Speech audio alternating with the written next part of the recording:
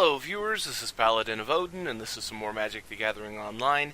This is another episode of the Standard Commentary Series, and it looks like we've got Golgari Aggro versus possibly Saheeli Copycat, maybe even Marvelous Energy.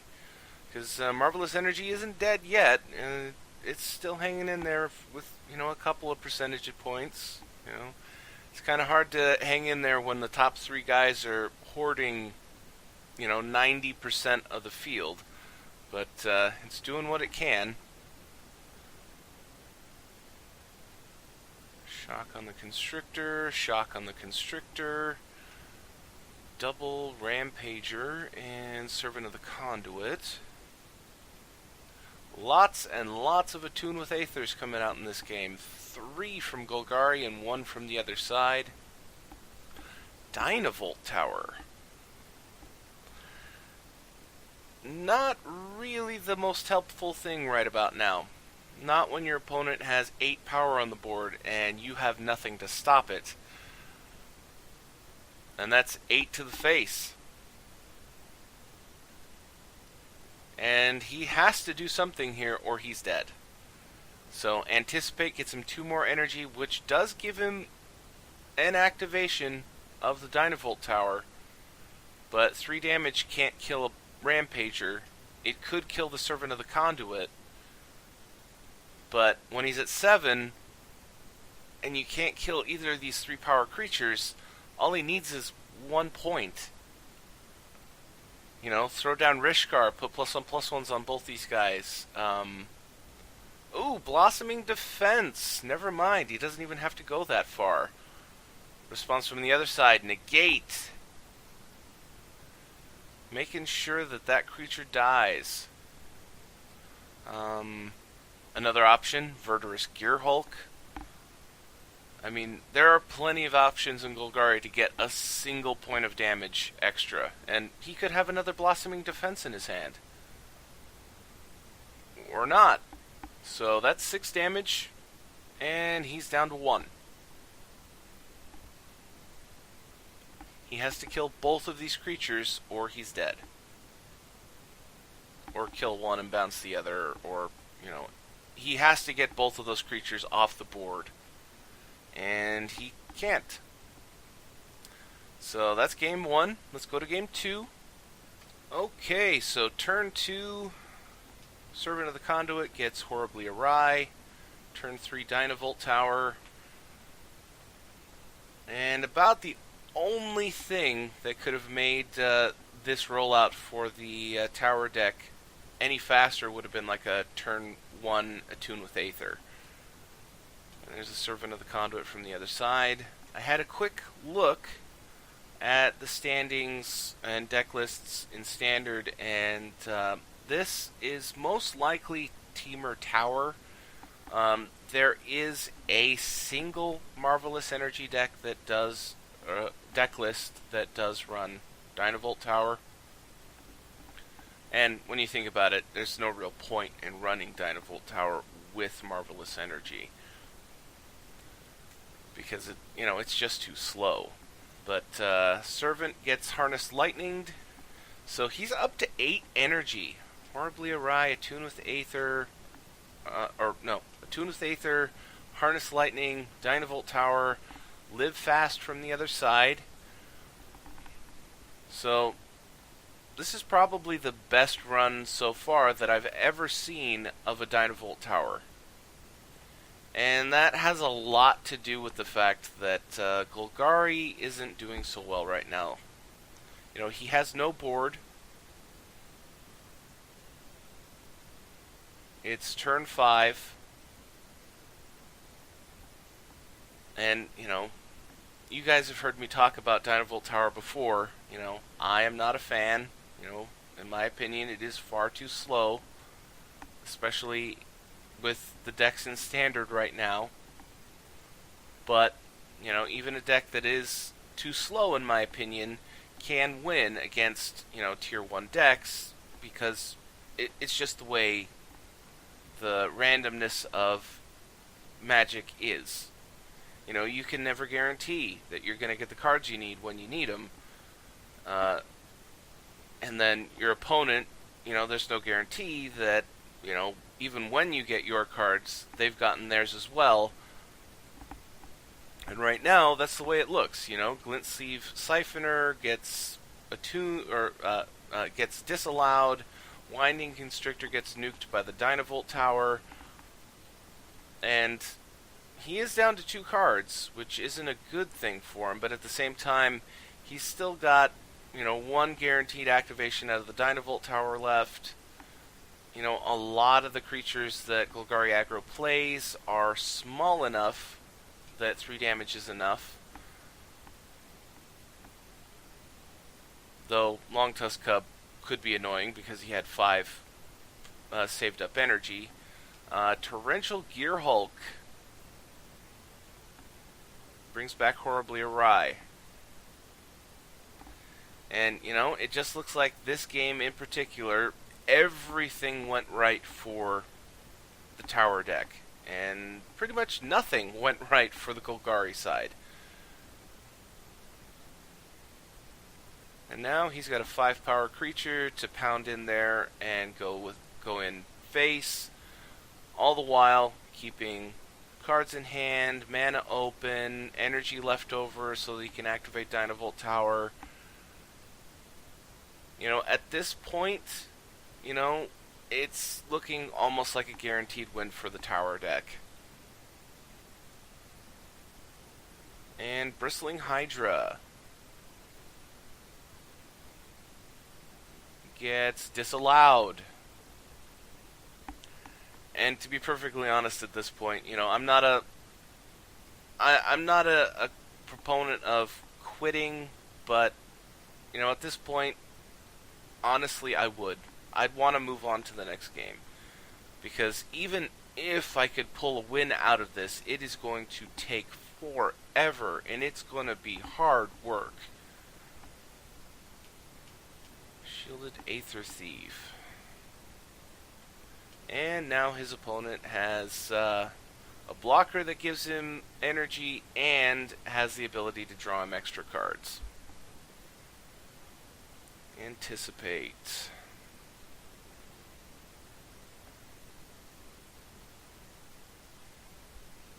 And draws a card with the Aether Thief. And the other side concedes. And, like I said, I would too. That game, honestly was an outlier. That kind of thing doesn't happen all the time. But it does happen. It's just the way things are. Statistically speaking, you're going to have a bad run, and your opponent's going to have a good run. Just like, statistically, there's going to be times when you have a bad run and your opponent have a bad run, so it kind of evens out. But,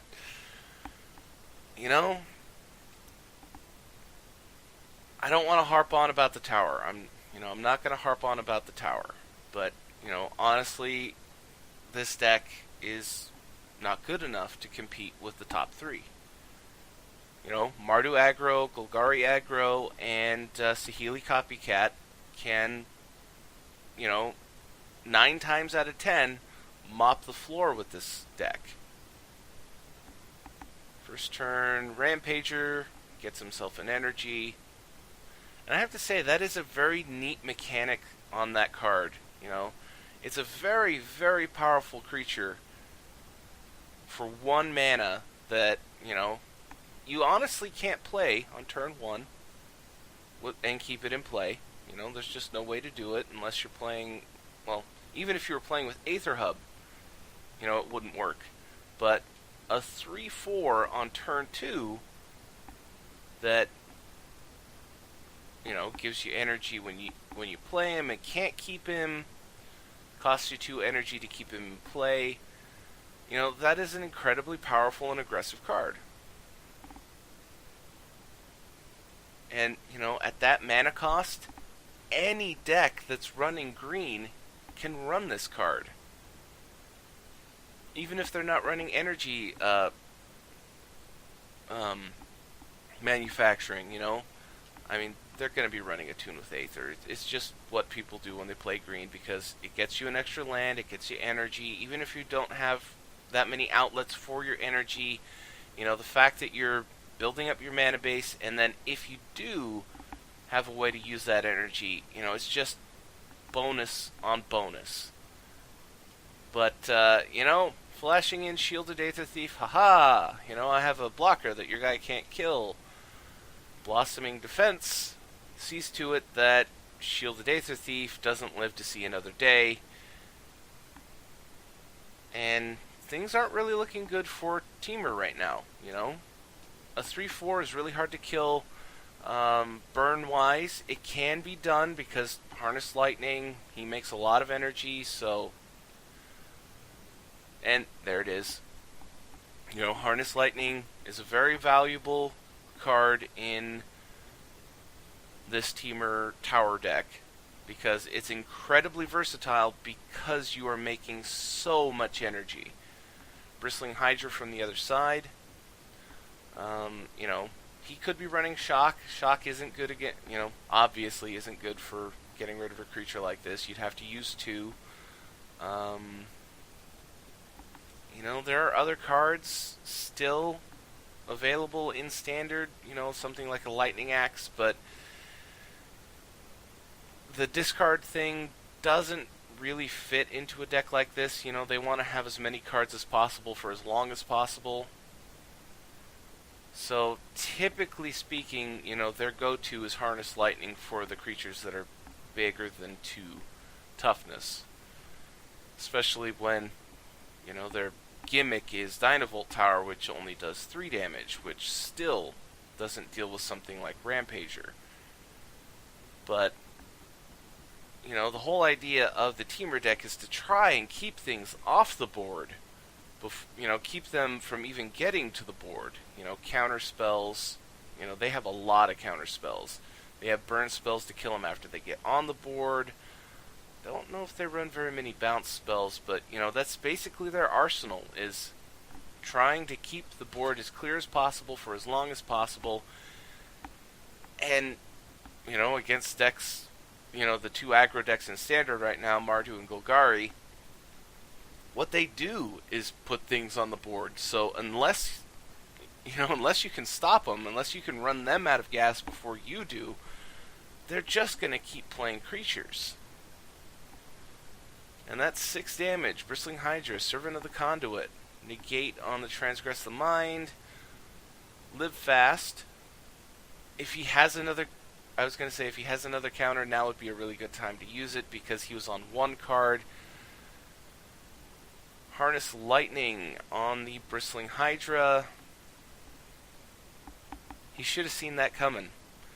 Granted, he's probably not going to win this game anyway, but if he wanted to maximize his use of the Harness Lightning, he should have gone after the Servant. And draws his card and passes the turn. He's got 5 mana open. So theoretically, he could have 2 spells at most.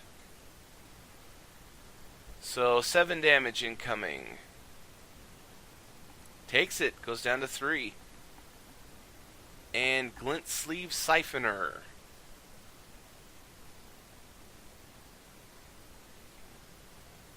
Gets Horribly Awry. And then Rishkar. Does he have a Disallow? Or, maybe even another Horribly Awry?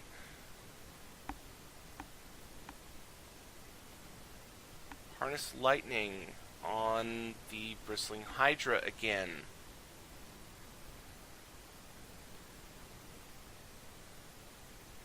Obviously, he did not learn his lesson from the last time.